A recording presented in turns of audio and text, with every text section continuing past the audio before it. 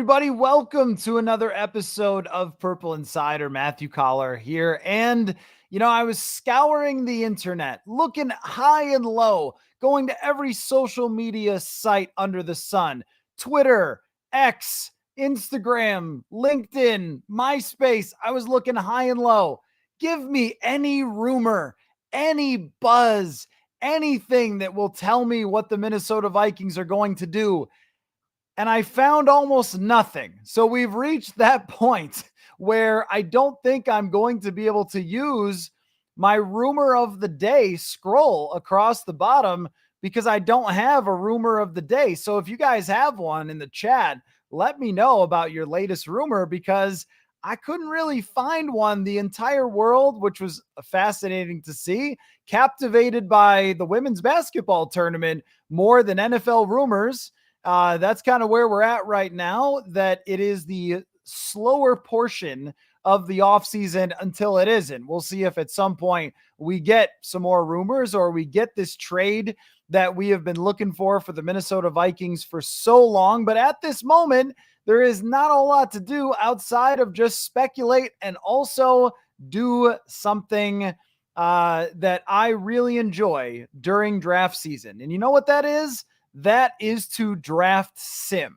And if a lot of you are new to the show, then maybe you haven't been around for the last couple of years, where I have been simulating the draft using PFF's draft simulator as a way to do something instead of mock. Because the thing about mock drafts is I can make it work however I want it to work, right? That's the problem. Is if I want to mock the Minnesota Vikings Drake Maye, I could just do it. But with the draft simulator, what I have to do is actually have all the other teams computerized, making decisions around me, and then I have to make choices based on what else happens to those other teams. That's why I love the draft sim. It's a lot more difficult to hack, and the OGs know. The OGs like Nick know that we started doing this with the old Locker Room app, which I assume has failed miserably. I don't know. Is that still around? But that was years ago where we started doing mock draft sims, and they were really fun. And I have since tried to do them as much as possible. But now we've got a little bit of new technology here with our live broadcasts, so all of you can play along a little bit at home. So I've done 3 draft sims, and I will take you through what happened to the Vikings in these 3 draft sims, and you can tell me what you think about the results. So the first draft sim, I decided to stick and pick. I thought, all right, I don't think that this is super realistic that the Vikings could do this, but since it is altogether possible, and since Kevin O'Connell did leave the door open to this happening, to the possibility of staying at number 11 and number 23, then let's see what happens. And we have to keep in mind that there are 2 quarterbacks that the mock draft universe, because I did it based on more of the consensus mocks than I did on like the PFF opinion, or of course on my opinion or my draft board or whatever. I don't have a draft board, but I did it based on the consensus. So that's going to obviously shape what is thought of and who's available. And it turned out that sticking and picking at number 11, Byron Murphy II was available. And that also allowed me to then wait and roll the dice and get Michael Penix at number 23. So that was the first way that I played this out. And just looking at the whole first round, the first round went Williams, Maye. And this is important, that Drake Maye went number 2 overall in this draft sim. So I couldn't trade up to number 3 anyway, because I thought I really want Drake Maye. I don't want Jaden Daniels with this pick if I'm trading everything. So the fact that Maye went, I decided, all right, well, I'm not going to make a trade here. I'm not going to give up everything for JJ McCarthy. And the simulator was not giving me the trade that I really wanted here, to not give up too much. So I decided to stick around. Dallas Turner was taken at number 8 by the Atlanta Falcons, which is actually quite realistic that they would be taking a defensive player. So, okay, Dallas Turner was off the list. But Byron Murphy, I think, is possibly the second best defensive player in this draft. So that's who I decided to take. Defensive tackle, very important to me, as you guys have heard many times. So I went with it. But here's kind of how it played out. So in this case, the Denver Broncos just decided to draft an edge rusher rather than a quarterback. Is that realistic? I don't know, because maybe they are going to stick with Jared Stidham if they can't draft one of the top 4 quarterbacks. Also, JJ McCarthy went to the Giants in this case. And the 2 receivers went at 4 and 5, Harrison and Malik Neighbors. Altogether possible that those 2 teams will just stay there and pick those receivers and let that happen rather than trading down with a team like Denver that doesn't have as much to offer. So Denver went with Jared Verse, and the Raiders actually picked an offensive tackle, which I don't know how realistic that is, because I think they have a decent offensive line, but they decided to go tackle instead of Michael Penix. And then when you look at the draft order, the teams that are after that, Saints, Colts, Seahawks, Jaguars, Bengals, Rams, Steelers, and Dolphins, and then Eagles, there's no team there that clearly needs to draft a quarterback. So for the Vikings, if they can get past number 13, if they were to stick and pick a defensive player, if they can get past number 13, there's a pretty darn good chance that you're sitting at number 23 with Bo Nix and Michael Penix on the board. And I decided to go with Michael Penix. It seems to me, and I've been really interested by this, that it seems to me that there is a little bit of momentum growing for Michael Penix. And Freedom Thinker says, 1984 says, no way Penix falls to 23. You might be right. No way. Yeah. And then Scott, of course, with the joke, no way Levis falls to 23 either. But we don't know, of course, but if he gets past 13, then he likely ends up available at 23. So that is, I think, somewhat realistic that he could get there. But there seems to be a little bit more momentum late in the process here for Michael Penix. It was like there was an overcorrection after the game against Michigan. So his stock was so high after Texas, and then it dropped so far off after Michigan, which is silly because those are just 2 games and we shouldn't do it that way. We should look at the bigger sample. But he goes to the combine, and by all reports, his medicals are okay. And then he goes to his pro day.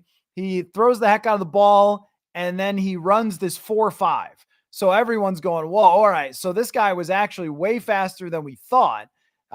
Now that we've seen him run at his pro day, he meets with the Minnesota Vikings. What that means, I don't know. I imagine they're meeting with everyone, but it's relevant to be brought up. And I think this right here, if that's what they were doing, if they were able to get away with this, to get Murphy at number 11 and Penix at 23, it's a pretty high ranking outcome to me. Let the league let Michael Penix drop because they don't believe in his knees or something. And if the Vikings do, then it's worth going for. This one might be a little more realistic of what they have to do. Josh brings up the best option being taking Penix at 11, because you can't risk Denver and the Raiders taking Penix at 12 or 13 if that's the guy that they like. And this all applies to Bo Nix as well. I've gone up and down on Bo Nix throughout this entire process. I think early on I was higher on him, and then I've kind of come back a little bit. But then I see certain, people talking about how he's so good at processing. I'm like, is he really? Like, we all have this stock falling and rising when these guys aren't playing football. It's kind of funny, but Penix and a defensive tackle is very possible at 11 and 23 in this draft sim. I feel like I got away with it a bit. Kevin O'Connell, not the real one, says the Dolphins could take Penix. The Dolphins are such a weird team to try to figure out, because do they want a quarterback, or are they good with Tua? Do they not love Tua? Maybe they don't. Maybe they do. I mean, he led the league in passing, but they're going to have to pay him. And the new league, I think, is, and we see this with the Vikings, the way that the NFL is operating right now is that teams are giving away their quarterbacks instead of paying them. And, Seattle did that with Russell Wilson. Instead of signing him to a contract, the Vikings just did it, and not signing up for insane contracts because the price is so much different. And maybe the Dolphins look at it like, yeah, Tua's great, but he's only great when he costs $5 million, and he's not great if he costs $40 million. That right there is not insane, what you're saying, that the Dolphins could surprise us and decide to go with the quarterback there. And that's why, Kufu21 says, agree, Penix will have to go at 11. Yeah, I think that you're right, because you can't risk at all ending up with no quarterback on the board and then trying to take Spencer Rattler or something and saying he was your QB2 all along. Didn't we hear that about Kellen Mond? There are the Spencer Rattler truthers, and hey, if it works out, then that'd be great for him. But when we're talking about somebody who's going to be taken later in the draft, I'm just not into that idea for the Vikings. Maybe that would have been an idea from like 2 years ago. Blowfishes says, scenario, the Vikings trade up, pick a franchise quarterback, but Darnold resurrects his career by seemingly fitting into the Vikings offense and taking them to the playoffs. What do you do for 2025? I mean, that would really depend on how you felt about the guy that you drafted. I mean, because if you're talking about Darnold, if they get to the playoffs at 9-8 or something, well, that's fine. But, that's not really what you're looking for. You're looking for someone who could take you deep into the playoffs. The other thing is, too, that we saw this from Tampa Bay with Baker Mayfield, is if you end up going 9-8 and making the playoffs and the guy resurrects his career, guess what you have to do? You got to pay him. And this is the problem we don't want, right? That this is what we've been trying to get rid of on this show, pounding the table for the inexpensive quarterback. But if Sam Darnold throws 30 touchdowns, goes 9-8, gets you to the playoffs, then you got to pay him $40 million. And that's just not a good idea. So I think that unless he got you to the dang Super Bowl, that I would be talking about still, you got to turn the keys over to the next guy and go from there. Unless you hate him, unless you get the guy in the building and he's a punk and he doesn't work well with anybody, and then you got to stick with what you got. But otherwise, franchise and trade Darnold. Yeah, that's an idea. That's an idea. Sign and trade. Let's see. CJ says defensive tackle at 11, cornerback at 23, trade up in the second for Spencer Rattler. Absolutely not. That is a no-go for me. I am only into first round quarterbacks. That's it. First round quarterbacks. Lone Wolf says the Raiders would take Penix. Yeah. So that's very possible. Yeah, that's very possible. And that's why my draft sim here worked out great for me. And I thought, I'm a genius. Give me the GM job. But in practice, you would probably have to do what you're saying, is make sure that he's not going to the Raiders, make sure that he's not going to the Denver Broncos by picking Penix at 11 and then taking whatever defensive player you like at 23.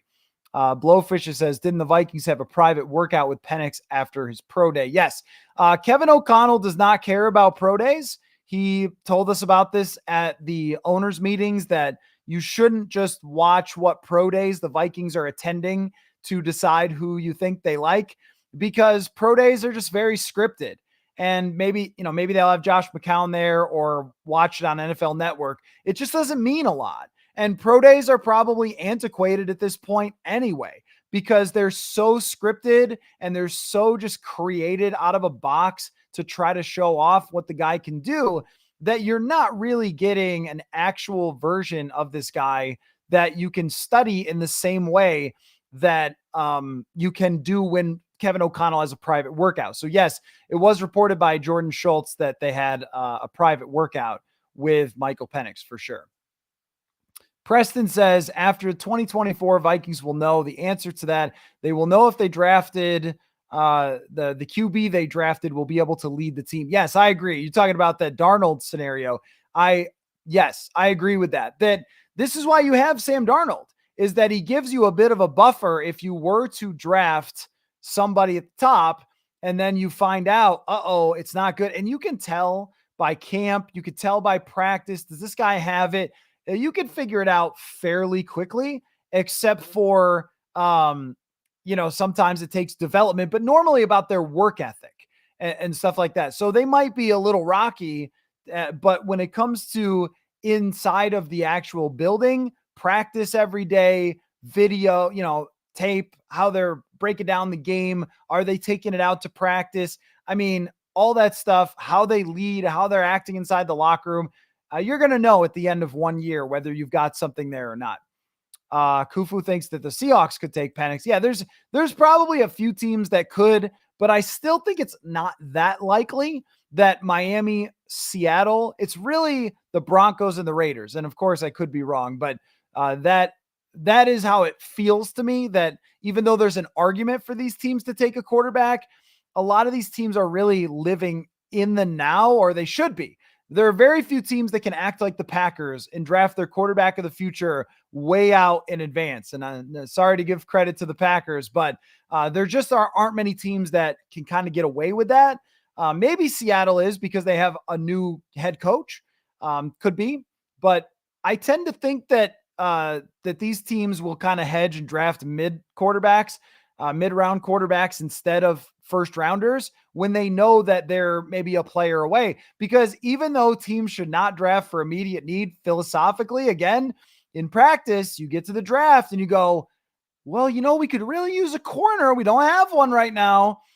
Kevin O'Connell, again, not the real one.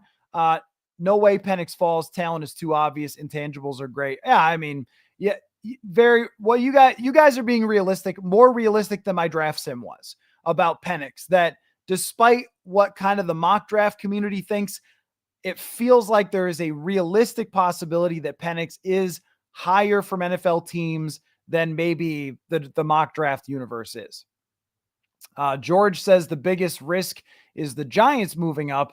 Teams only fall to 6 and likely to get a player high on their board. Yeah, no, you're right. I mean, if you're Arizona and you only have to move back to 6 and they get their quarterback and you get one of those 2 receivers, you're very happy.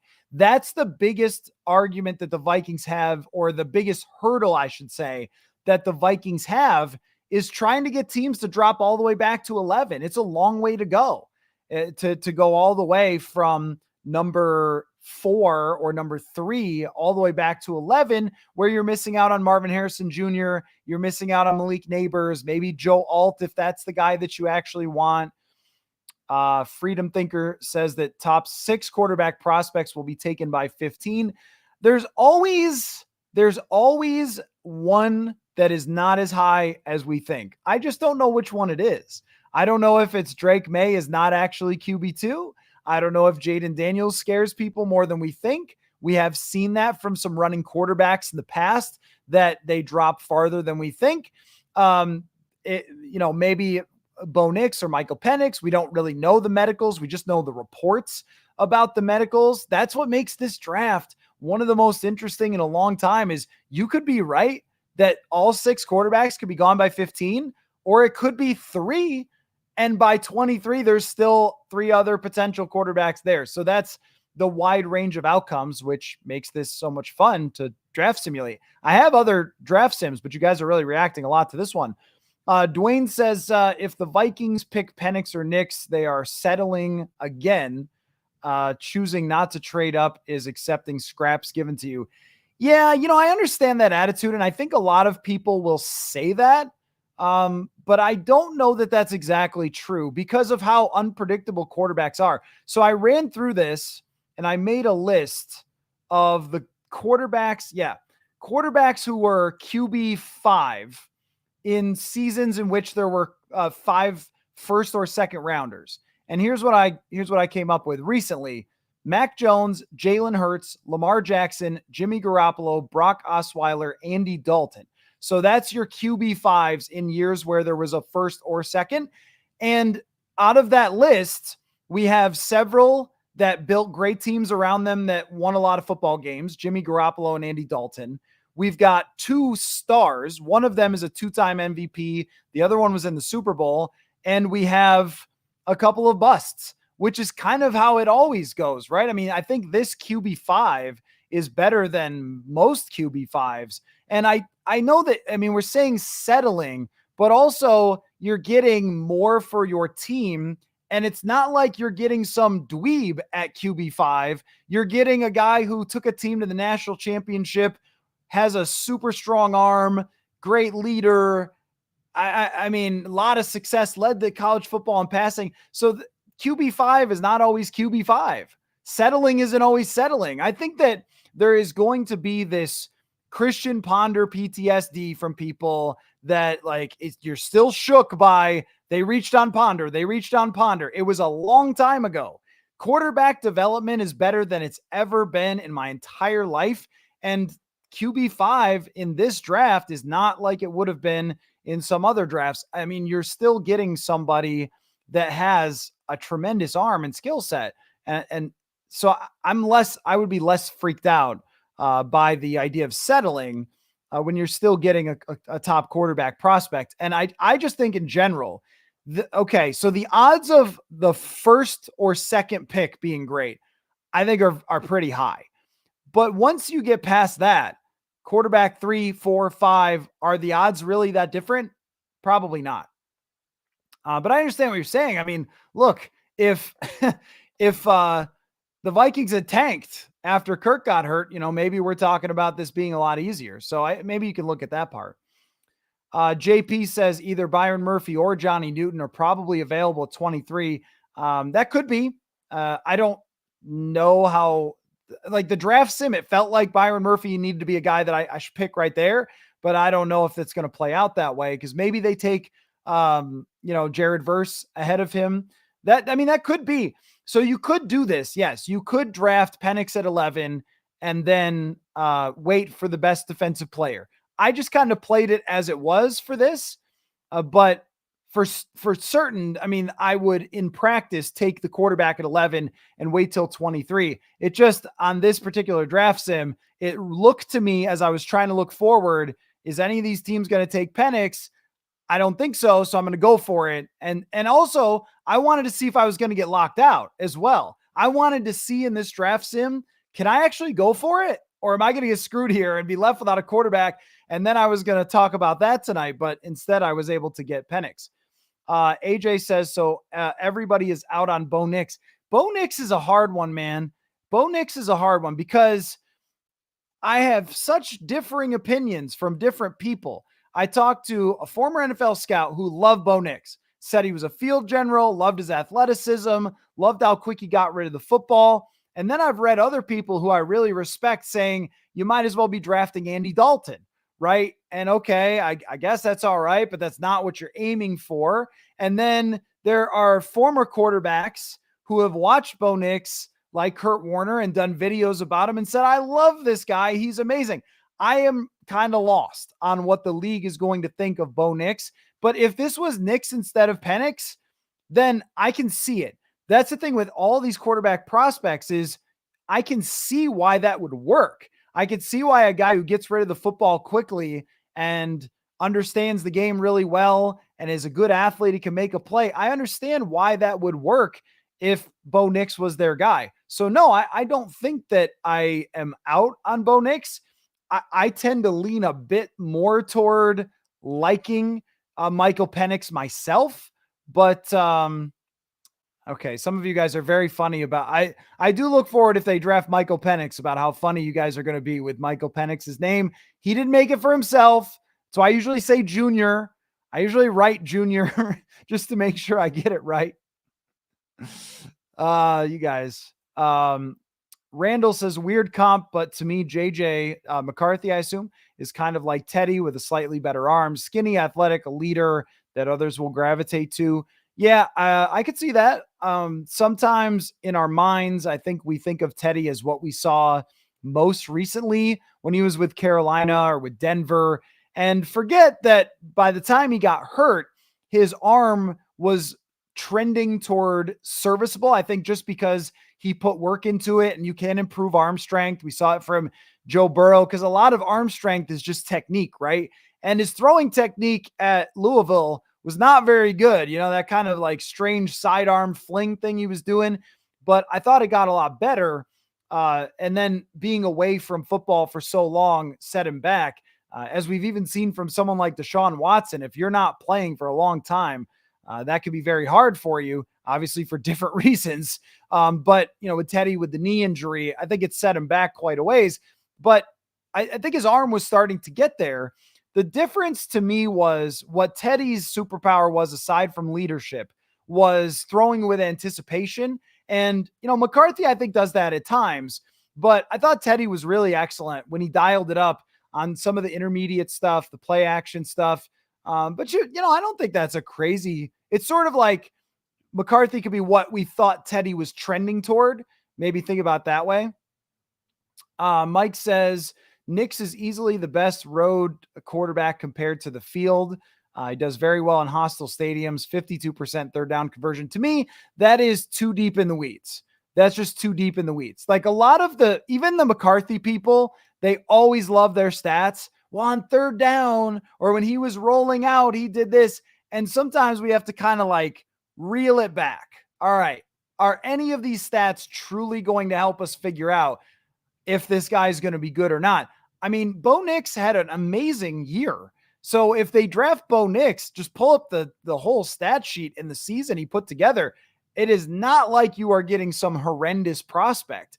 It's just that the skill set, is it quite on the level that you're looking for, that you're going to be able to exceed what your team gives you? Because you guys know, I look at it this way is, what do you have as a team? And how far or how much does your quarterback hold you back? Or is it exactly that for how good they are? So just for example, if you have a team that should win 8 games with Patrick Mahomes, you can win the Super Bowl. And they just did that this year. If you are the Vikings and you have a 9-win team, Kirk Cousins gives you 9 wins most of the time, unless you get the craziest, luckiest season ever in 2022. So, I always look at it as Bo Nix. Is Bo Nix going to be able to take a 9-win team and get him to 11 or 12? Or, if you have a bad quarterback, you got a 9-win team, you win 6. But we're assuming all of these quarterbacks kind of become, if it's the best version of what we think. That's why Drake Maye has always been the guy I've looked at the most as, all right, Drake Maye looks like someone that could take a 9-win team and make them into a 12-win team if it's the best version of Drake Maye. I'll get back to the chat in just a second, but let me present you with the second draft sim, because I did 3. I promised 3. So let me get the second one. The second draft sim, I traded number 11, number 23, 108, and 157 to the Los Angeles Chargers for number 5 and number 69, a very nice trade, to get JJ McCarthy and edge rusher Gabriel Murphy. That was the second draft sim trade that I made. And I liked this trade because I didn't have to give up the 2025 first round pick. And I still end up with JJ McCarthy. And also I was able to pull in one extra pick from them to get an edge rusher in the 3rd round. And if you look at, I did a little research specifically on Gabriel Murphy. I like the fact that Gabriel Murphy is a multi-dimensional player, thought of as being high IQ, great production, seems like somebody that Brian Flores would like. So that's just a little bit about him. He went to UCLA. But in this case, being able to get a 3rd round pick, as well as the quarterback that the Vikings, I think, might like as their second option to Drake Maye, I think this is a home run for the Vikings to not have to give up anything more than just 11-23 and then slide up and get another player. They come away with at least a reasonable prospect on defense, as well as their future franchise quarterback. So you'll have to tell me what you guys think of that as a potential option, but I like it. If, of course, they like JJ McCarthy enough to give up that much, which, of course, meme Kevin O'Connell, not the real one, says, don't fall. Well, if you are the real one, then that would be interesting to get your feedback here, but I'd be surprised. So anyway, Kevin O'Connell on the YouTube stream, not the real person, says, don't fall for the McCarthy gaslighting. Look, it might be. I don't think that it is. I don't think that this has all been just like the Will Levis. McCarthy has so many fewer things about him that would be indicators of that, like the fact that Will Levis did not play good football as a senior, the fact that Will Levis got sacked at a crazy amount through interceptions. Yeah, it just, and he's a strange guy, puts mayo in his coffee or whatever. I don't know how much that plays into it, but has an odd throwing motion. Like, there was a lot about Will Levis that made you question. If you watched him play, you never really saw it. So McCarthy, the winning element, the character element, how much he cares, the raw skills that could be developed, it's a lot more believable than I think the Will Levis was. I'm not saying that I predicted it last year for him to fall that far, but I did think this is the type of guy that we get sold on sometimes with raw skill, that it's not always the case that they're a top draft pick. Drew Lock was that way. Malik Willis was that way. So I wasn't terribly shocked. I think I would be pretty surprised if McCarthy dropped like off the radar the same way Will Levis did. Let's see. CJ says, if the Vikings trade up for quarterback via multiple firsts, Darnold ends up purdying him. What is full circle narrative? Yeah, that would be funny. That would be pretty crazy. Purdying is, it's like when, what is it called? When someone gets hurt and then the next guy up is great. It's called being Wally pipped. Maybe this should be purdying. Kirk did this as well. Kirk did this to RG3, kind of, where he ended up being Washington's quarterback after RG3 was the high pick.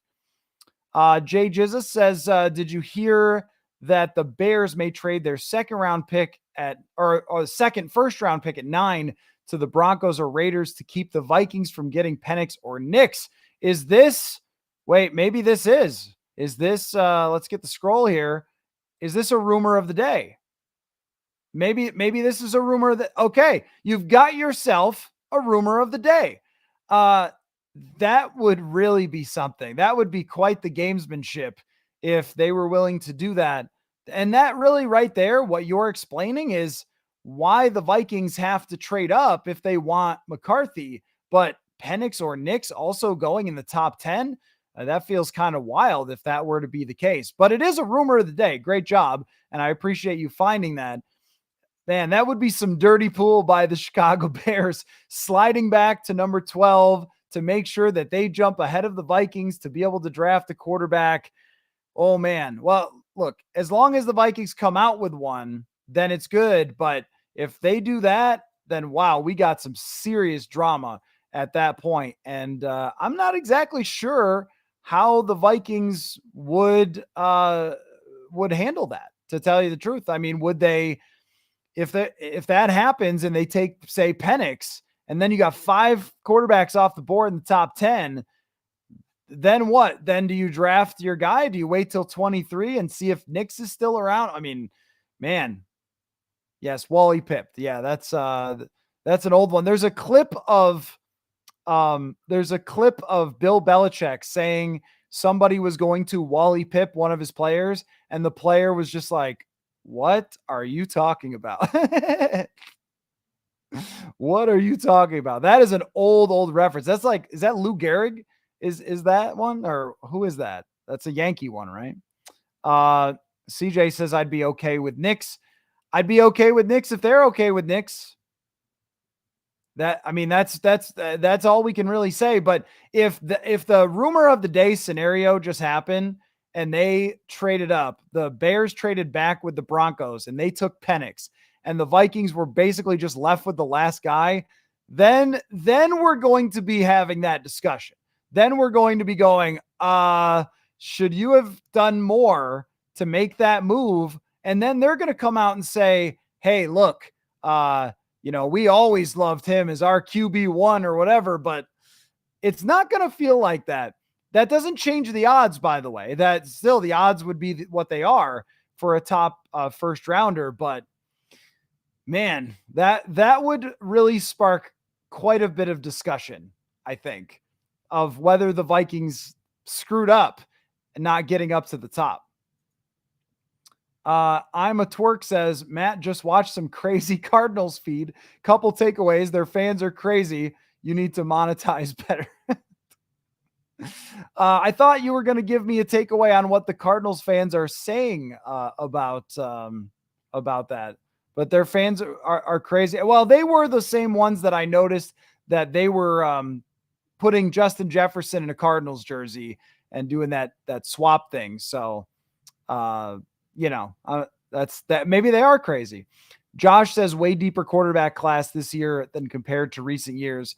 Yeah, this is different. So when we're evaluating the QB5, QB6, I mean, we have to consider that Williams and Maye were locked in for a while. And here's the other thing too about deeper draft classes that may be on the way is the COVID years matter. If Bo Nix was forced to come out last year and Michael Penix last year, then we wouldn't have 5 or 6 potential first round quarterbacks. They would have already been drafted in the second round last year, as opposed to the first round here. Tyler says, if trading up to 3 or 4, even if I'm happy with McCarthy, he has the traits. If we draft Penix, I don't know, his talent is high risk, also high reward. There is more high risk, I think, based on the fact that he's been injured, but I don't know about his actual talent. I mean, his talent, yeah, and Kufu brings this up, is 36-inch vertical was pretty incredible. His talent is way up there. I mean, I totally buy into a guy with that arm and the fact that he does have athleticism, to me says that, okay, he's not going to be a big time scrambler, but he does have the athletic ability to move within the pocket more than we saw. And he did a lot in the Texas game. And he also he's got a laser. And yeah, there have been some quarterbacks who have big arms and are great leaders and great character in college that didn't work out. But I feel like there's more that did than didn't. So it always kind of come down to me to, all right, what do they think about his development path, which may be a little bit harder if he is 23 years old than it is if he's 21. Because imagine Drake Maye got to play for 2 more years, then had Rome Odunze, a couple other good wide receivers. Like, yeah, he'd probably look a lot like Michael Penix as opposed to more of a raw prospect. But it also might mean that Penix can come in quickly right away and start leading a team because he's not a kid. So I don't know. I don't know what it means. It's hard to figure out, but I like his talent. I certainly do. Kyle says, so when is the Super Bowl window? Are we a quarterback away? No, you're not just the quarterback away, because there's a lot of other holes on the team, specifically in depth, that what we do have is a fairly recent, and now it feels a little way separated now from 2017, but we've seen at least fairly recently, right, that if Case Keenum can be in the NFC Championship, if you had a good quarterback, that was a quarterback away from being in the Super Bowl that year. But let's break it down. You've got your 2 great receivers, you got a good tight end, you got probably a better set of tackles now. The offensive lines are pretty even though, 17 this year. The running game was okay, but not special in 2017. But the defense had so much depth. There were so many good defensive linemen. The Vikings had Tom Johnson. B-Rob was coming off of the bench. And then you have an elite number 1 corner that year, all-pro safety, 2 Pro Bowl linebackers, 2 tremendous edge rushers. Like, they're not there yet as being a complete team. That's why the 2025 offseason going into 2025 will be vital. The window starts in 2025, I think.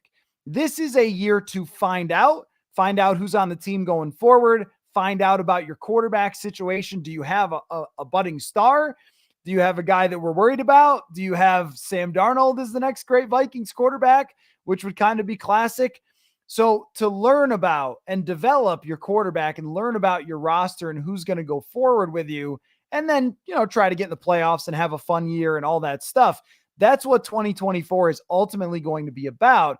And then 2025, that's when the window opens. If that quarterback is good, then you can stack that roster, and man, you are going to have something special there. Scott says, I thought Ponder was banned from the show. You guys are banned from saying it. I can bring it up just to mention to not bring it up. How about that? That's what can be, that's how it can be used, is I can tell you, get over it. Don't talk about it, but you guys can't bring it up in the comments. Otherwise, then you're banned for bringing up Ponder. Randy says Drake Maye has the upside to move the needle way more than Penix and a defensive player. You take the risk. Yeah, look, I tend to agree, which is I should get to my third draft sim. Let me do that because that one includes Drake Maye. Spoiler. So here was my third draft sim. I gave up 11, 23, 108, and next year's first, which nobody wants to do, but price to play poker, to get number 3 and 68. And I drafted Drake Maye and running back Jalen Wright. I mean, Jalen Wright's a beast. So I was just thinking, why get a developmental defensive player when I can get a beast on offense to replace Aaron Jones after this year? I just went more offense because why not? And for this one, I mean, this has always been my favorite idea, no matter how much we're going to be unhappy with how much they gave up. And there could be some sticker shock to that, but this is still my favorite idea. Like this right here, getting Drake Maye, getting the guy, developing him over the next couple years, it makes the most sense to me for the highest ceiling, the potential to take a team to the Super Bowl. Like that's what I've always been the most in on. It's also the most risky. It is the most terrifying. I mean, I think when you're giving up this much.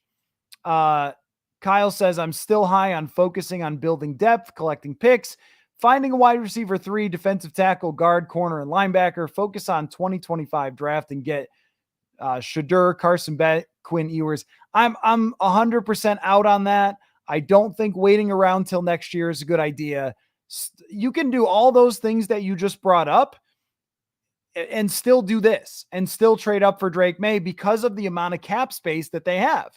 That's what you're using that for. And what will ultimately come up, I promise it will, is some player who's very expensive and very awesome that is looking for a trade.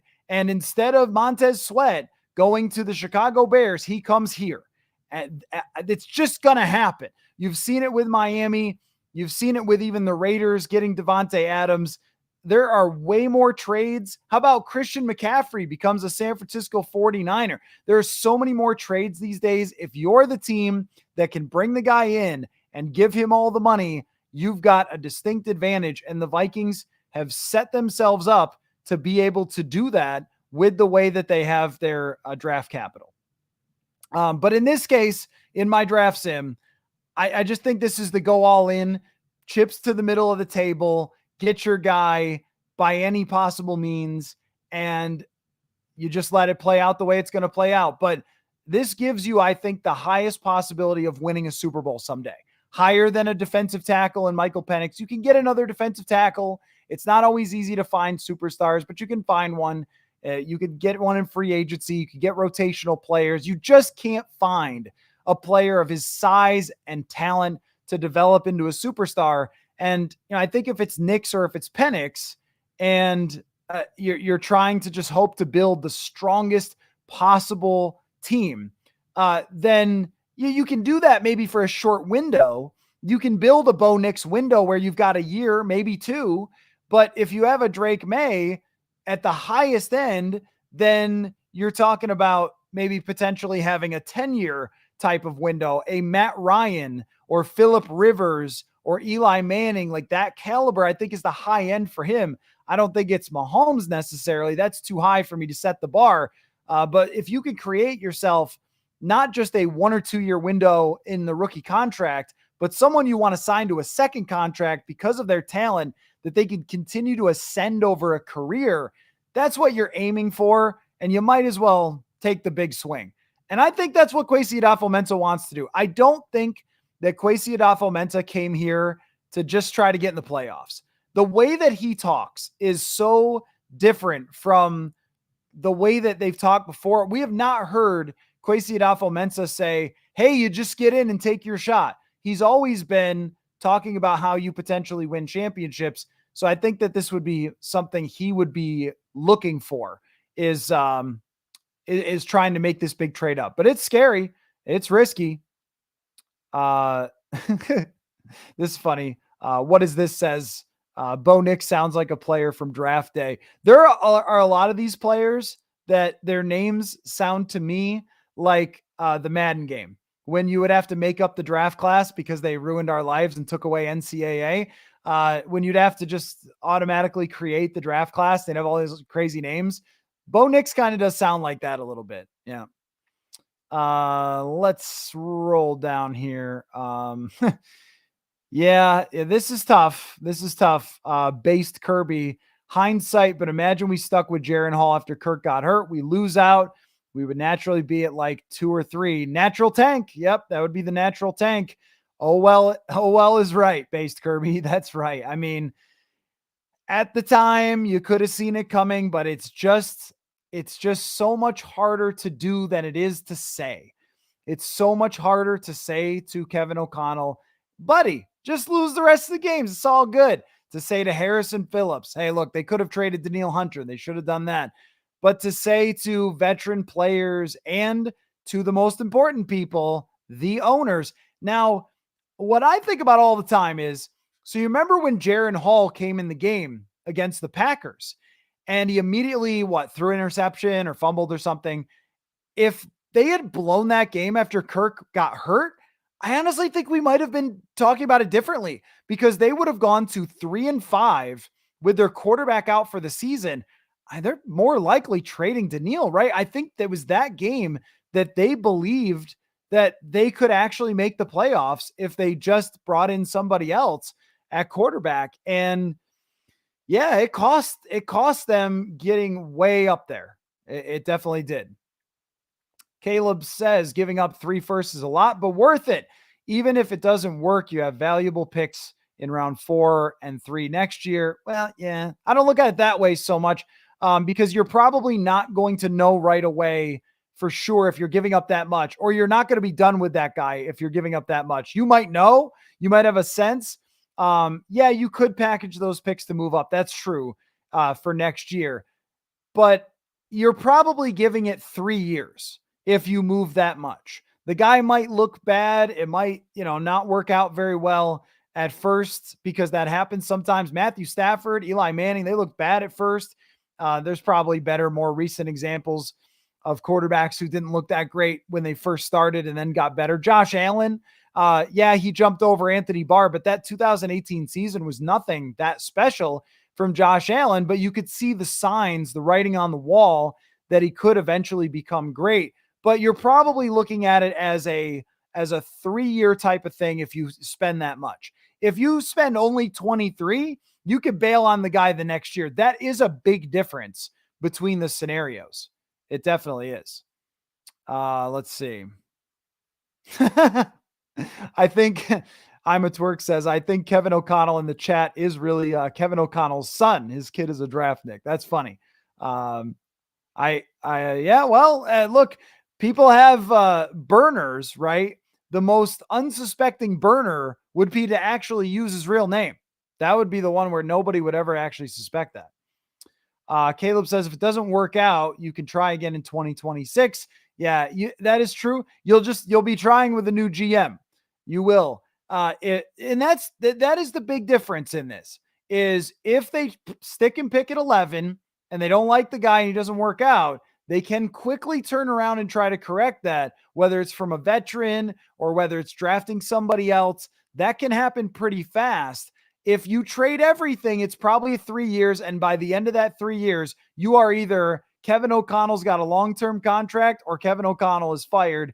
And those are the only ways that it can really go. So the different approaches have different consequences as well, which is a wrinkle to this and this decision that they have.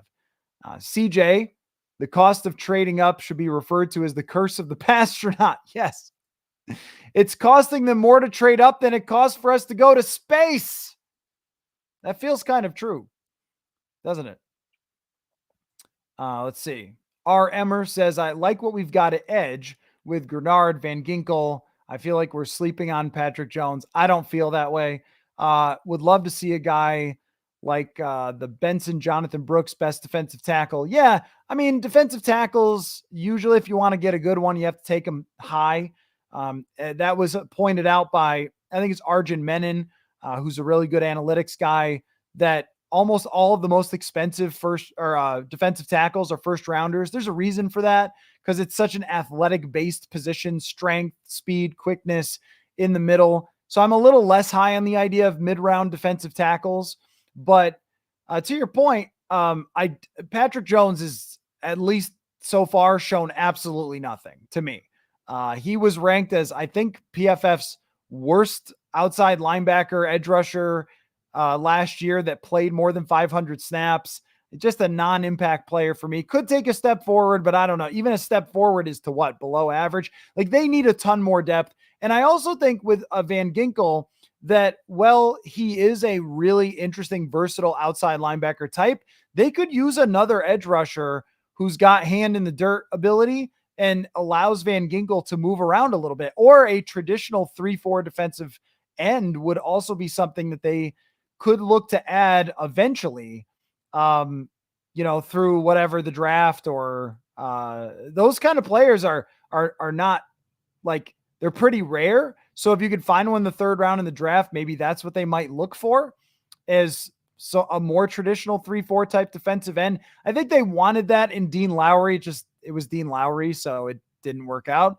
But yeah, I mean, in my mind, they need a lot more defensive line talent than they have right now. That's really important to them to becoming a Super Bowl caliber contender, because if they don't get more defensive line talent, you're not going to be able to compete with the San Franciscos and the Phillies that run out so many of those guys.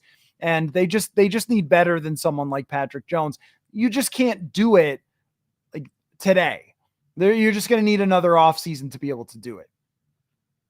Let's see. John says, JJ is very interesting, giving his play and footwork and third down conversions and accuracy for having a cold arm. I will say that. Because he's not throwing it very often. Yeah, you're right about that. He's not exactly a chance to get in a rhythm. I will say that. I think that JJ McCarthy, I've always thought that JJ McCarthy is a good prospect that I have concerns about because he didn't have the big numbers, because he didn't have his own team, put on his back and have to throw the ball a lot. And I feel like he's got a long way to go, and that he's a very raw prospect. And that makes you wonder, is he actually going to be able to get there? But there's a lot of things that you like about him that if the Vikings drafted him, then okay, well, you've got a chance, right? That's how I look at JJ McCarthy. You're going to have a chance to develop him into a very, very good NFL quarterback, which is what you're looking for. I just look at Drake Maye, and this could be 5 years from now, we could be laughing at all these discussions, or even 5 weeks from now, we could be laughing at all these discussions. But I look at Drake Maye when I watch McCarthy, as I look at Maye, who, if you can hone all the crazy stuff that he does, it could be really special. And that's what you're looking for in my mind, ahead of, could it just be good? Mike says Chargers aren't going to do that, talking about the second draft sim. Exact trade with either Neighbors or Harrison Jr. on the board, but we wouldn't have to give up 2025. That's the big question right there. Is I really wonder if we're going to see any of these teams make that trade, or if the Vikings are going to end up going up to number 6 with the Giants if they don't want JJ McCarthy, number 7 with Tennessee to make sure that they stay ahead of the Denvers of the world. It's just, there are such good wide receivers that are expected to go in the first round. If you're the Chargers or the Cardinals, you should probably take them. And so open for business might not mean open for business. Daniel says, future quarterback, chess piece for Flores on defense. Don't give up the future high pick. I'm here for it. Talking about, again, draft sim number 2 with getting Gabriel Murphy and JJ McCarthy. Yeah, like, I think that's also a very realistic potential outcome, because you're right that if the Chargers are sold on Malik Neighbors or Harrison Jr., then they may stick and pick. But if they also feel like they can get another receiver later, and they might be looking for an offensive lineman first, because their line has been spotty for I don't know how long. So if they went to get an offensive lineman first, then they might feel like they could get their guy at 11 if that's what they want before they go get the weapons, because Jim Harbaugh football, right? Like, I mean, that could be like part of their strategy that the Vikings are going to have to try to figure out. Like, is the Chargers an option for them? Because the Chargers are okay with moving back more than Arizona, where Arizona, I think, would very clearly want to take Marvin Harrison Jr. Craig says, if the Vikings don't trade up, we all cry on draft night. There will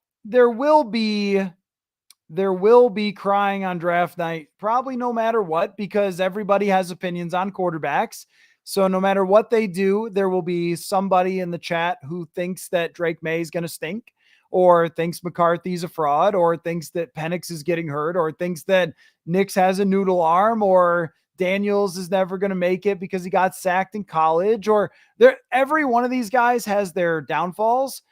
If they come away with a quarterback on night one of the NFL draft, then we all should just let it play out, which is not what we like to do. And we're going to discuss it and we're going to debate it on the show. But realistically, we should all just take it step by step with that player, because history tells us that on draft night, you don't always know how it's going to turn out, and that all of our opinions can be right or wrong, going into the draft. And we'll also, the difference is, though, here's what I'll give you if you're going to be somebody who's outraged on draft night, is there are certain outcomes where we won't be sure it was really Kevin O'Connell's guy. That was it just the last one on the board, or was it somebody he really, really wanted? That's going to be the dynamic. Well, did they really just want Maye? And when they didn't get him, did they settle for Bo Nix or settle for Michael Penix? Was that the guy that they targeted all along and they were playing 3D chess with us? That's what we're going to try to figure out. Nathan says, I think most of this is inflated smoke to get teams like us to get scared to overpay. It could be, well, you're talking about the Bears thing. Yeah, it could be. I mean, it's almost like it reminds me a little bit of Justin Jefferson's contract, where I think we all know the price, right? They might be playing games with each other, yeah, but I also feel like they know the price, and it's whether New England's going to accept it, or I suppose Washington, but probably New England, or it's whether Arizona is going to accept it, or whether Los Angeles is going to accept it, that it's going to come down to. And if you're those teams, you can wait as long as you want to wait. That's the key, is you can sit there and go, all right, we'll wait because we got draft night, and we'll go all the way until then. But as far as the Bears trying to mess around with the Vikings and giving up that number 9 spot, well, if they could get a competitive advantage, but you're probably right that I think the Bears are going to stay at 9 and just pick Rome Odunze. I mean, we've all mocked it a million times, but it just makes so much sense that they would stay there and pick another offensive weapon for their quarterback. Kurt says, I'd be okay with selling out for Maye. Stroud was incredible last year, and I would have flipped out if they moved up to get Stroud last year. How does Maye compare to Stroud? This is why draft analysis and what we think we know is funny, because the biggest draft analysis of CJ Stroud was that he was a pure pocket quarterback and he was not any kind of playmaker, but he threw the nicest football. He actually sounds like Michael Penix more than anyone, except for younger. And he was mature.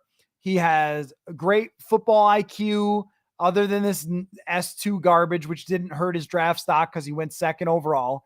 But aside from the nonsense of that, the biggest critique was that he didn't use his athleticism to its maximum until a game against Georgia when we saw it, which is what we've heard from Penix. How does he compare to Maye? It's very different, because Stroud was a really technical player at Ohio State. he would drop back, throw on time. His throwing motion was just so excellent. You saw it at the combine where he put on a show. That's why he reminds me more of Penix, but he obviously was younger. He didn't have the knee issues or anything like that. Whereas Drake Maye is much more of a raw prospect. There's much more crazy stuff on his tape. There's him trying to put a team on his back. And similarly to Penix, Stroud had a great team around him, which played into it as well. He had great receivers, first-round caliber receivers, and Drake Maye just didn't. And so he was trying to do everything for that team. And that's why when they talk about Drake Maye, you hear these comparisons to, Josh Allen, which is not fair for a ceiling to put on a guy. But Josh Allen had a lot of crazy stuff on his tape. I think of him, how about like this for a comparison, since it's recent, if it works out, Drake Maye might be like Jordan Love. Jordan Love had a lot of miscues, actually had a worse senior or whatever final college season than he had his previous year. And he was a later draft pick because of that, but he had the raw talent. It was just that the accuracy wasn't always perfect and the mistakes were a little more than you'd like.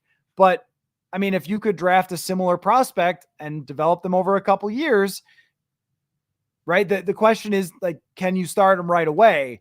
And that might be a little bit of an issue for, Drake Maye. This is why you have Sam Darnold. So, all right, let me scroll here. Let me scroll. We got a QB ranking here. Blowfishes with a QB ranking. We might need to get that as a scroll or QB ranking. Williams tied with Maye, then McCarthy, Penix, Daniels, Nix, and Rattler. So you're quite a bit down on Jaden Daniels. Jaden Daniels might be the hardest to figure out if he's actually going to be number 2 or if he's going to be like the one who drops. He's almost never talked about as the one who drops, but he doesn't have the strongest arm. There are some concerns about his frame that there are issues with Jaden Daniels that he only had the one season. He had incredible wide receivers. I mean, there are reasons to think that he could be the one that drops. But I don't know. I mean, his last year was so freaking good, so good and so exciting that a lot of quarterbacks like this have worked out recently. I mean, Lamar Jackson, Jalen Hurts specifically. But, it is brought up by Zleen, who is not a fan of Jaden Daniels, that he's skinny Justin Fields. And Zleen says you're burning all your Vikings gear. Well, why don't you wait to see him play if they draft him before you burn all your gear? Because there have been plenty of times where a team drafted somebody. I'll tell you the truth. In Buffalo, there were a lot of people that wanted Josh Rosen and not Josh Allen. So if they had burned their gear, then they would have not had gear and they would have had a great quarterback. So maybe it's a good trade-off. But Daniels does scare me, though, for sure, because he has that Justin Fields element of hang on to the ball, hang on to the ball, hang on to the ball that I don't like very much when I watch. But he also has the other elements of Jalen Hurts, Lamar Jackson. He takes off. He's special, which makes for a higher floor. I don't know. I'm not the only one that's made the Tyrod Taylor comparison with all the sacks. You're calling it Justin Fields. Tyrod Taylor is another one who's a scrambling quarterback, but holds onto the ball too much.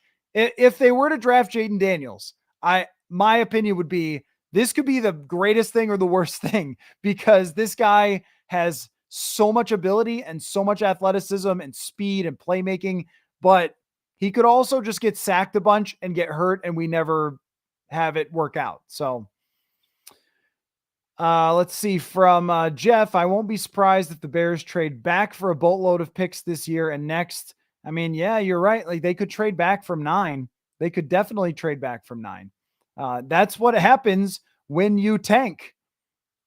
That is what happens. Let's see.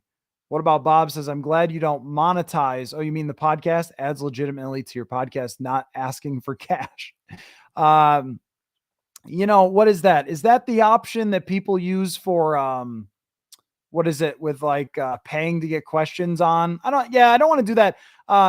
Somebody talked to me about that at one point, and I just decided that I want everybody to get their questions in as much as I can. I don't want to like just prioritize certain people who give me whatever number of dollars or whatever. I don't need to do that. I want everybody to be involved. So, but I would say there are other ways to monetize the YouTube, which would just be through like Google ads and stuff like that. So, there's ways it's a business here, but I don't want people to feel like they can't ask questions unless they're throwing money out there. I want everybody to feel involved because that's what really makes this fun. So yeah, but I don't know. Maybe I need to do that. I don't know. Probably not though. Let's see. Nathan says we should go 3 for Maye or 5 for McCarthy or 23 for Penix. We can't overpay.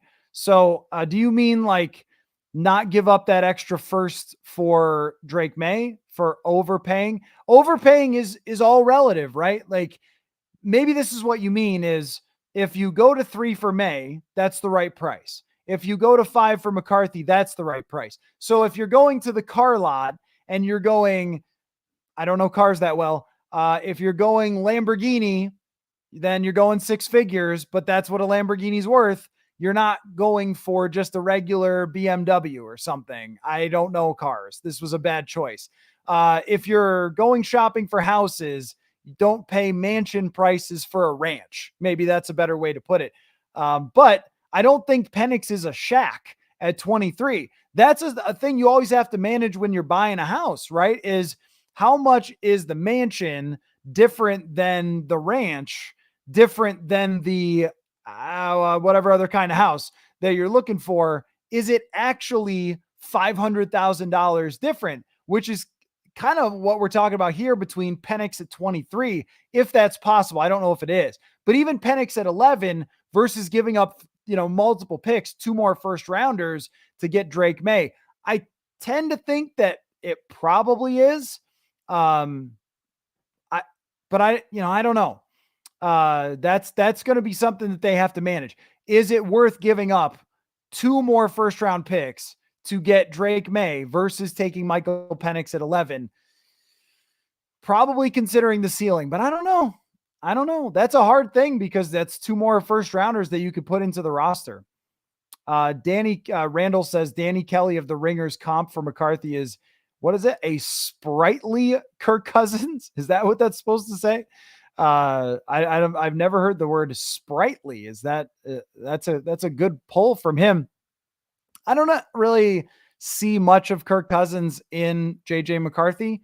McCarthy's fast, really fast, and Kirk Cousins is not. McCarthy likes to scramble a lot. That's not something Kirk did. Kirk also had, even from early in his career, really good touch on the football. I think that's McCarthy's biggest problem. I mean, I kind of think you're just looking at 6'3" white guys and saying that they're like each other. Maybe that's what sprightly means, is that there's a difference there, but I don't see that. I see McCarthy as having a very high or much higher ceiling than they would have thought Kirk had.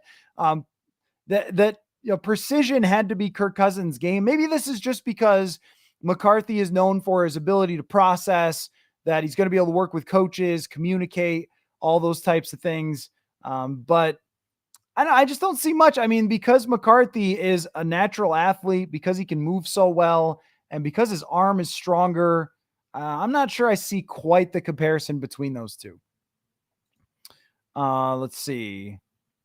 From Randy, do you think when KOC was naming weapons on offense for a young quarterback, he named JJ, Addison, Hawkinson, Jones, and O'Neal and left out Darisaw? Is that a sign? No, it's not a sign.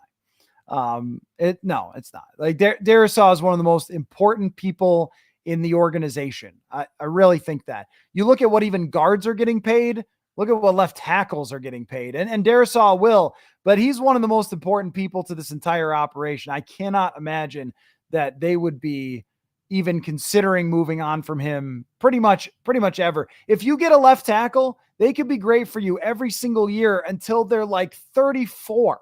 It's amazing what a great left tackle can do. Let's see. Oh, okay. Now we got some insight into this Cardinals feed that you guys are talking about.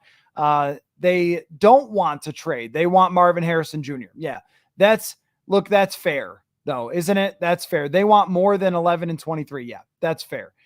That they would prefer to have the number 4 overall pick and get one of the best receiver prospects in a really, really long time rather than getting number 11 and 23 and just getting okay prospects.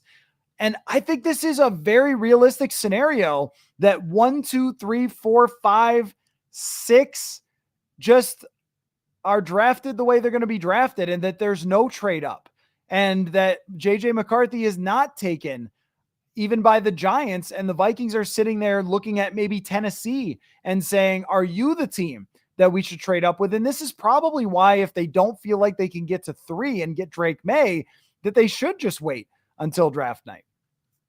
Kufu21 says Mayock rates Rattler above Nix. There is a hive. There is definitely a hive of Spencer Rattler people. I am not in that hive. There are, and at times I've liked what I've seen from Spencer Rattler. He certainly throws the football well. I just can't really buy it when the guy has basically never played good college football. I know the supporting cast is bad. I've heard all about it. I know he throws the football really well, and maybe he'll be Dak Prescott or something. He's drafted in the 4th and is great. Or maybe he'll shock us and he'll be drafted much higher than we think, because a lot of scout people do like him. His high end is probably pretty high because he does have a great arm.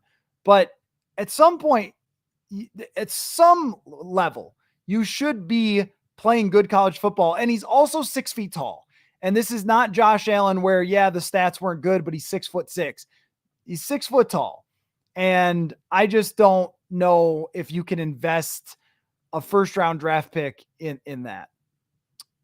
So sorry if there was some connection breakup there. I apologize for that. I'm actually working on that with some new technology as we speak. So I apologize for any glitchiness on the podcast at this moment. Let's see. Let me scroll. Sorry, I've gotten way behind now on the feed. All right. Oh, sorry. Hold on. Let's see. CJ says draft sim number 3 is the winner. Jake gives it a heart for draft sim number 3. Randy says, let's go Quasey. Listen to Matt, draft sim number 3. So you guys were really into the number 3 draft sim. CJ says draft sim number 3 has more risk, but there's more risk in not going for it. Yep.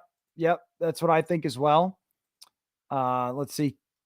We'll just go with Kevin on this, so I don't have to say every time it's not the real Kevin O'Connell. Kevin says, good, a trade up to 3. This is what everyone thinks we want to do. They'll never see it coming when we trade up for Penix in the top 10. Yeah, maybe. Maybe. If this is a good question here. What if Maye goes number 2? That is a very good question. Then they would not be able to do that.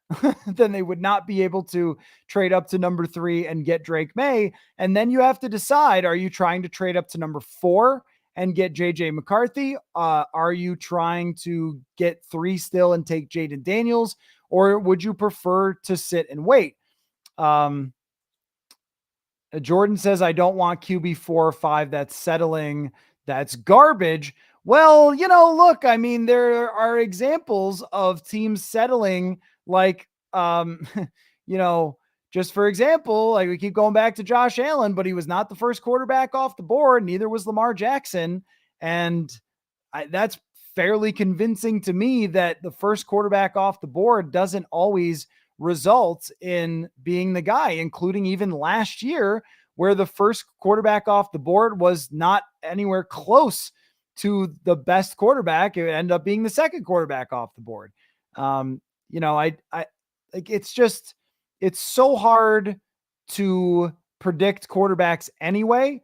And that's why I think if you come away with any of them, you have an opportunity to build something great. I just would prefer that they get the best possible prospect. But we have seen so many times where supporting cast, coaching, the team that you have it just makes so much of a difference to the success that I can't say like, wow, they settled. This is going to be trash. Like, I don't know. Brock Purdy made the Super Bowl last year, and a lot of the first round quarterbacks. I mean, what was Jordan Love? Was he quarterback 4? Jalen Hurts was quarterback 5. I mean, it's worked out with those guys before. Ryan G.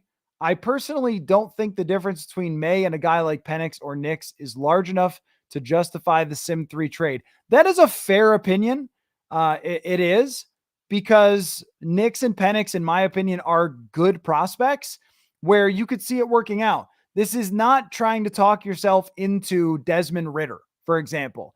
That was one of the weirdest ones for me, was when I saw the people saying Desmond Ridder was QB1. Like, what the heck?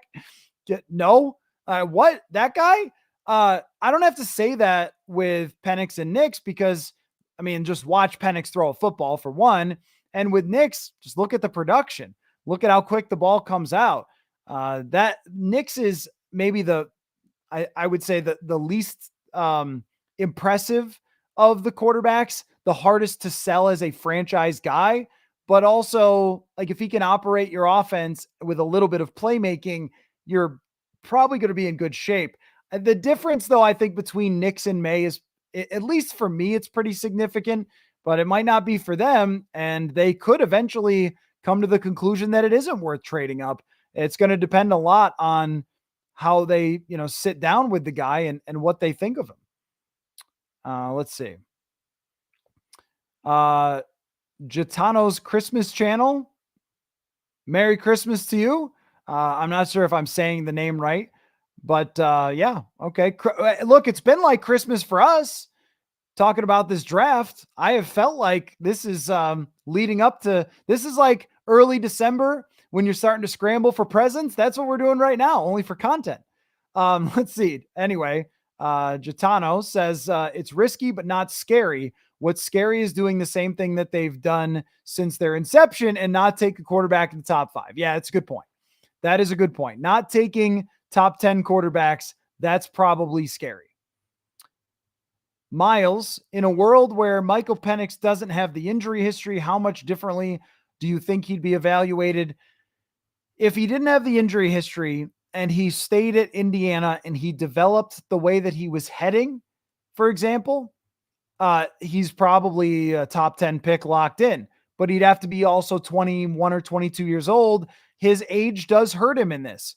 Am I wrong in his age that he's going to be starting next season at 24? Like, that's the same as Joe Burrow, and that gets brought up every time. And we have very few examples because of that COVID year to actually go back and look at and say, oh yeah, like that, that 24-year-old worked out fine. We have like 3 guys to work with.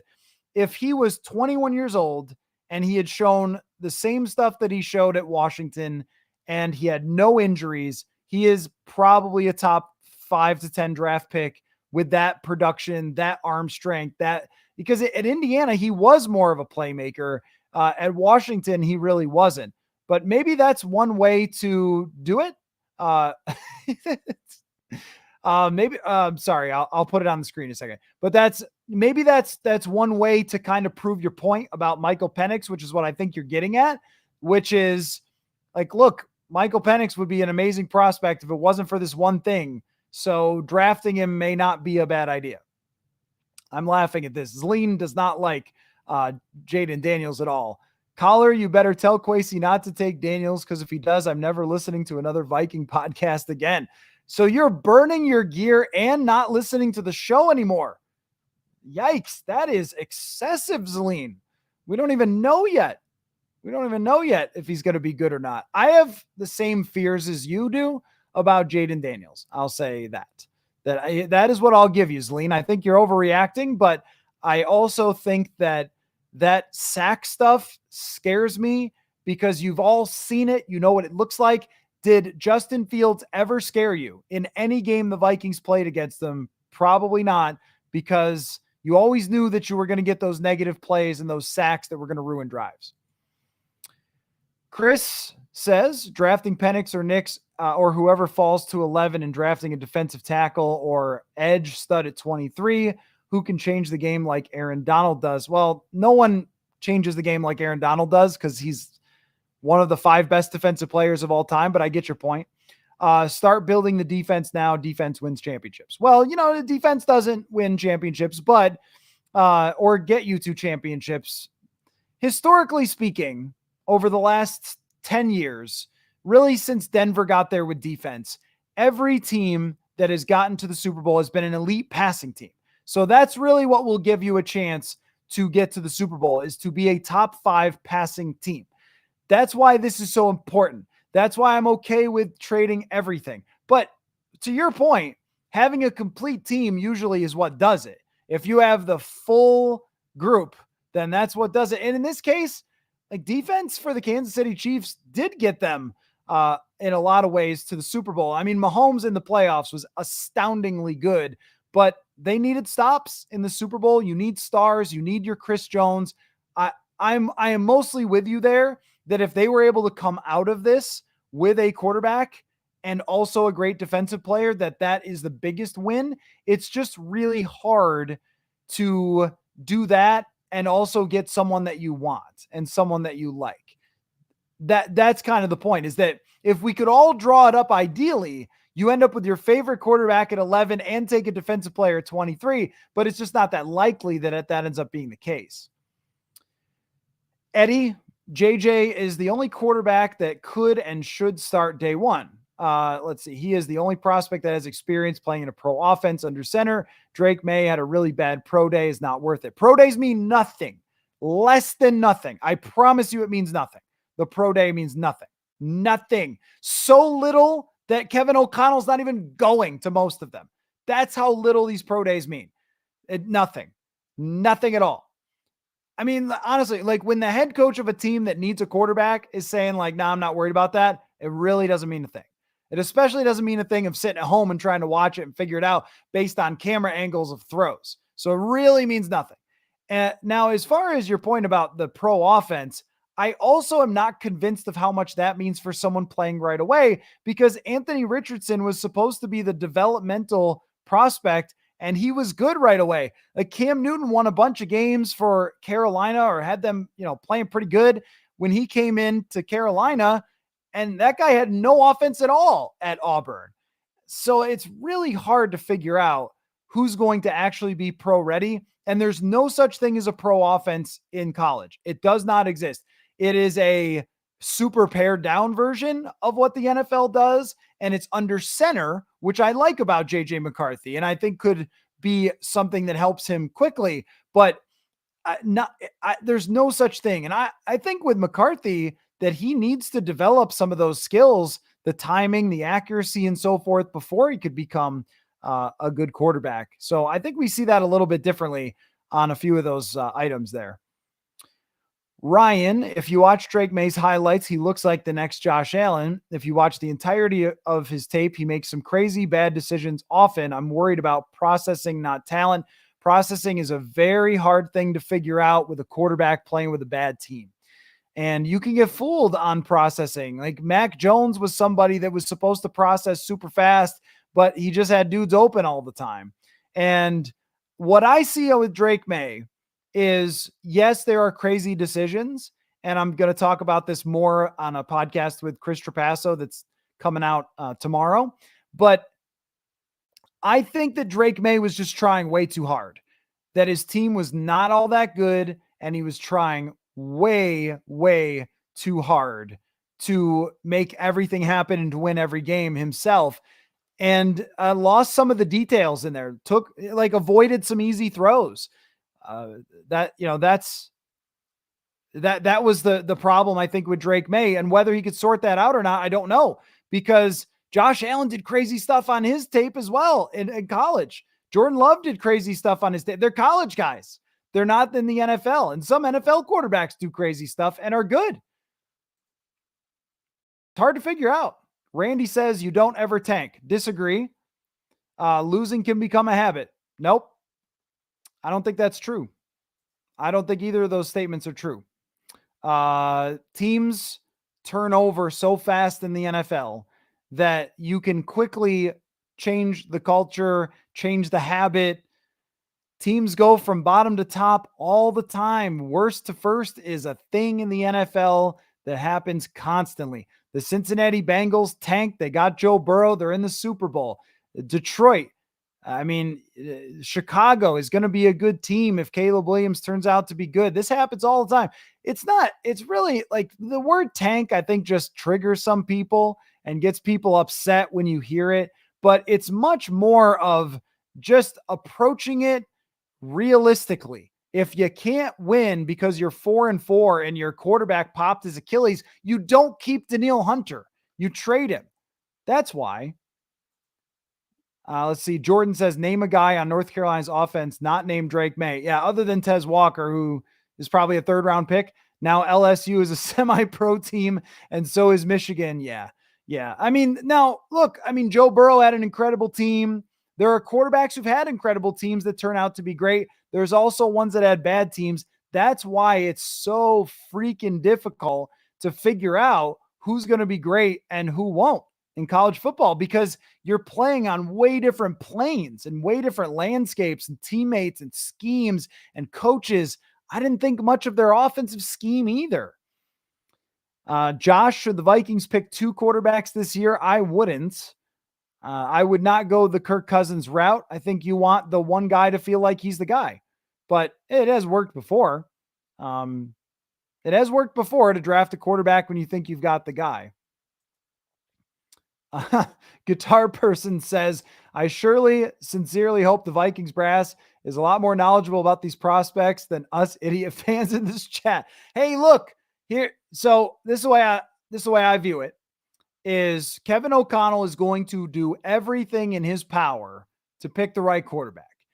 He is going to spend endless hours watching the tape. He's going to sit down with these guys. He's going to watch every play that they've ever had. He's going to go find out where they eat breakfast. He's going to try to know everything in the world about them, and it can still go wrong. Or they could be disappointed because they wanted somebody else, and it can still go right. Think about this. The Houston Texans last year, this is how crazy football is. The Houston Texans last year, not this previous season, 2 years ago, last year's draft, they were going to have the number 1 overall pick.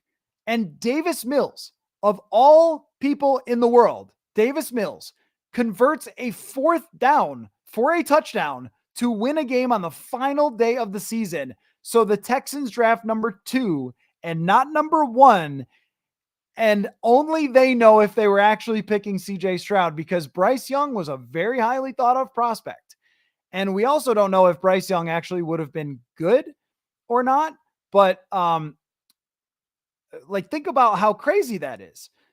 How about the Baltimore Ravens picking Hayden Hurst before Lamar Jackson? It is so hard to predict at their level, much less ours, but that goes for everything in sports, right?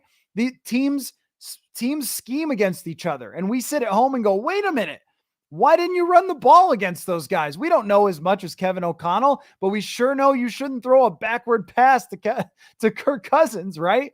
So look, this is what makes it fun, and you guys should bring in all your opinions that you got based on your knowledge and have fun talking about it, because I love to hear your perspectives and I love to react to them and give you mine. So you shouldn't just, be afraid to have a take, as a lot of the chat is certainly not. And that's what I love about it, because we'll all talk about it and then we'll see what happens. That's sports, man. R. Emmer says, would rather see someone like Mo Camara in the rounds at edge. Well, yeah, I've seen him play. I watched him against Colorado. He dominated that game. Which silly we got a silly quarterback take. Was that, you're talking about with Zalene burning their stuff? You're right. I should have used the scroll for that. That's pretty crazy. but convicted, though, I will say, a lot of conviction in that. Dennis says, I think Sam might be your quarterback of the future. I don't think that. I think that Sam Darnold at very best could win them 8 games, maybe 9. And it could look pretty good at times because, well, they've got Justin Jefferson. So it could look pretty good at times. And If it does, then they have to decide what they're going to do. Are they going to keep him or move on? But I think it would have to look great for him to be the quarterback of the future. I mean, shockingly, stunningly, 12 wins, never saw it coming, 35 touchdowns, because anything less than that from Sam Darnold, you're moving on still, because your ceiling is going to be pretty limited. Kevin, Dak Prescott, Jared Goff, Jordan Love, Trevor Lawrence, Tua, all free agents in 2025. Cowboys and Dolphins should definitely be looking at quarterbacks. It seems like that Dallas situation is going in a bad way. I agree with that. But how many teams, my question for you there is, how many teams actually draft a year out from the quarterback position? Not too many, right? Not too many. What we usually see is teams only draft a quarterback when they need one. That's what normally happens, is they only draft when they need one, except for the Green Bay Packers. That's the only team that seems to draft a couple years out. Okay, that's funny. Miles says Davis Mills did what Kirk Cousins didn't. He did kind of throw the ball up in the air on 4th down rather than checking it down. Yes. That check down on 4th down is one of the worst plays, like, just of the entire Kirk Cousins era. And the fact that Kirk would never acknowledge that that was that bad and just was like, no, it wasn't that bad. That's crazy to me. It's crazy how people didn't fixate on that. They fixated on 4th and 8, but not the fact that he never took responsibility for it, even in Netflix. Just sort of classic Kirk Cousins stuff, right? Somebody else's quarterback now. Preston says, what's with the Maye and Andrew Luck comparisons? No, there isn't any. There isn't any. Andrew Luck was very, very polished as a rookie quarterback, to the point where it's almost spooky. He was so good coming out of college that you thought that he was in the NFL for years, and his stats were not ideal in that first year, but you saw it, and you saw he was very aggressive, and they were a downfield offense, so that always impacts the numbers. But just the way that he played was something that you very rarely see, and you knew that coming out of college. Drake Maye is somebody that it's going to take work, and it's going to either hit or it's not, but it could be 2 years before the real full picture starts to come together, where with Andrew Luck, it was there almost immediately. Scott says, I think Penix could break Herbert's rookie of the year records. Michael Penix, in my mind, is the guy who could start right away, the fastest, and could step in and I think run an offense quickly and right away, nowhere to throw the football, because he is older, more mature, and ran a complicated offense at Washington. Pro style is, I think, just a cliche, but complicated matters. And asking him to do a lot at the line of scrimmage matters. Miles, KOC cares so little about pro days because he knows it's not worth the hype. He's been through it as a player and as a QB. He also knows the way that quarterback gurus try to kind of pump stuff up to make their guy look good. That's another part of it as well. Drew says, if the Vikings make a pick at 11, then there will be a lot of unhappy Vikings fans. Well, there's one of the things that I have found is that there's always a section that's unhappy about just about anything, any decision that a team makes. They hire Kevin O'Connell. Some people wanted Jim Harbaugh. They hire Kwesi Adofo-Mensah. Some people wanted Ryan Poles. You're always going to have some dissension and some disagreement. That's what makes debate about sports entertaining. But I also think that drafting at 11 would not be a tragic outcome. And there's also a world where JJ McCarthy ends up there at 11. It does not have to exist where he's going at 4 and everybody's trading up like crazy for him. The NFL might feel like he's not worth giving up what those teams want. And it was a good point from earlier that the players that are expected to be at 4 and 5, these are really good football players. So are we sure that Arizona and the Chargers are willing to trade out? Are we sure that the Giants, who brought in Drew Lock, they have Daniel Jones there, are not going to take one more shot at Daniel Jones with, say, Joe Alt as an offensive lineman.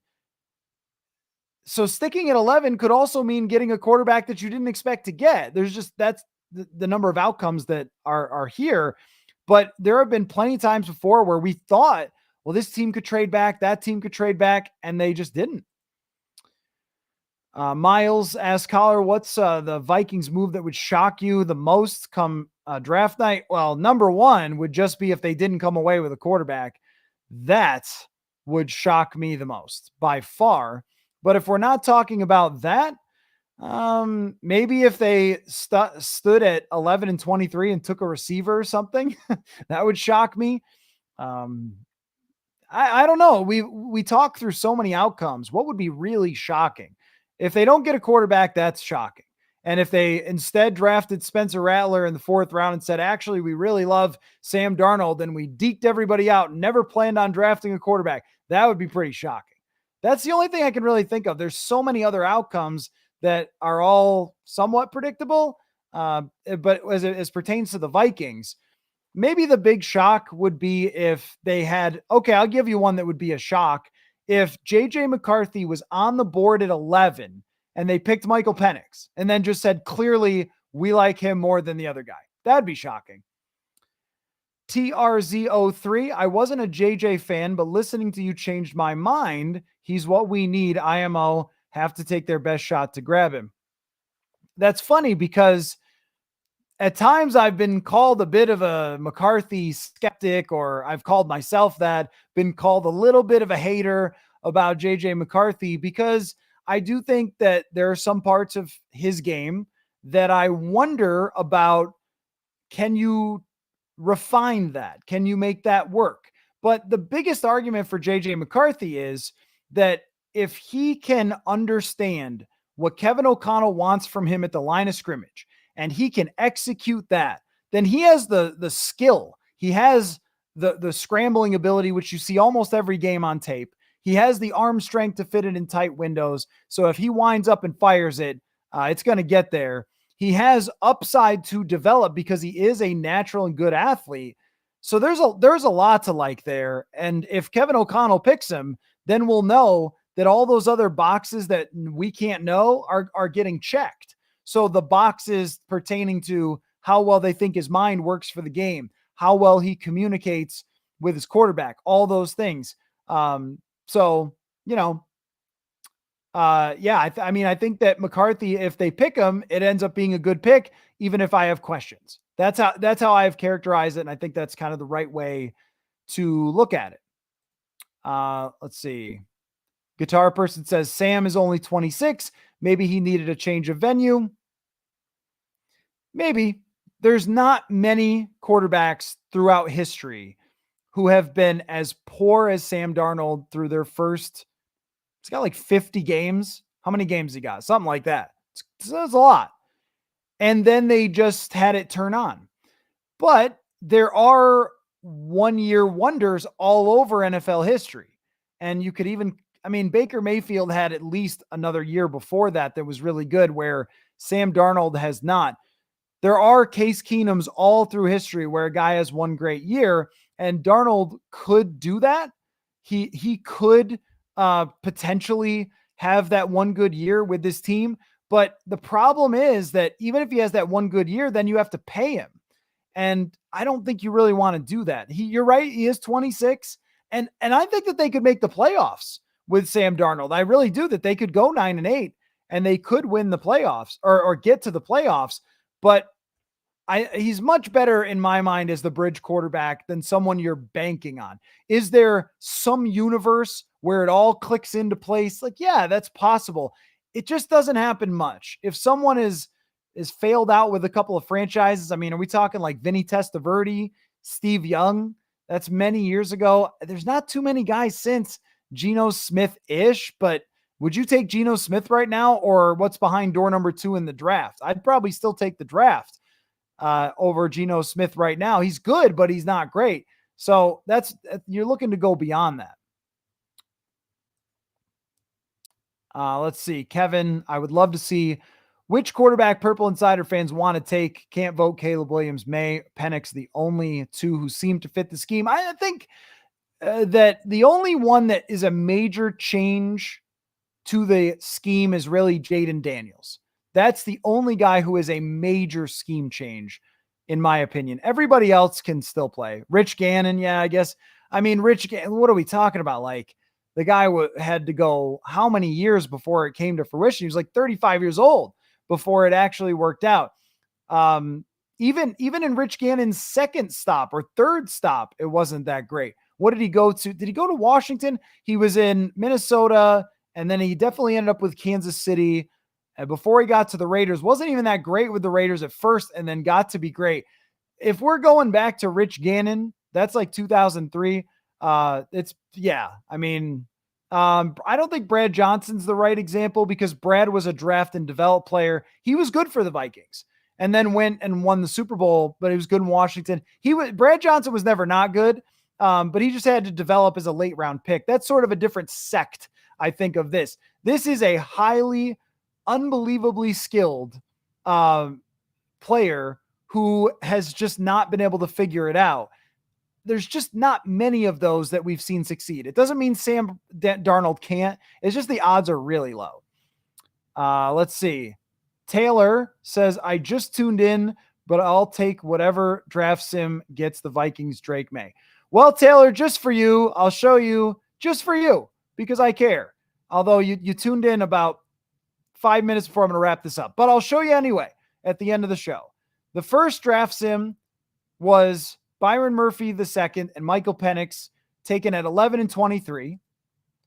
The second draft sim was 11, 23, 108, and 157 to the Chargers for 5 and 69. You guys can say it in the comments.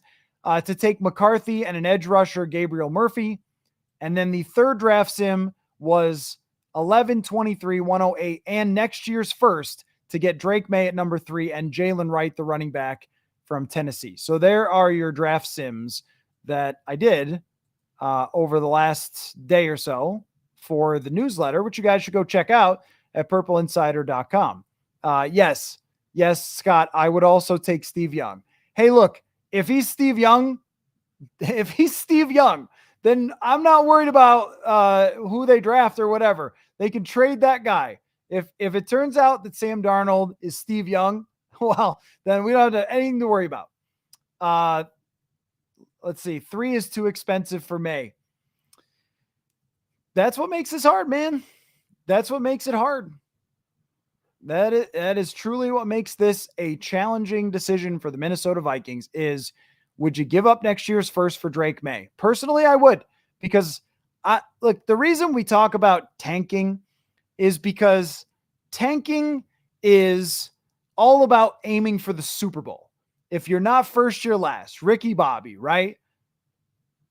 That's how I've always looked at this. That's why this franchise has driven me kind of nuts over the last few years, is because they've really settled for let's make the first round. Let's keep Cousins. Let's keep him on his expensive deal. Let's never really build a great team.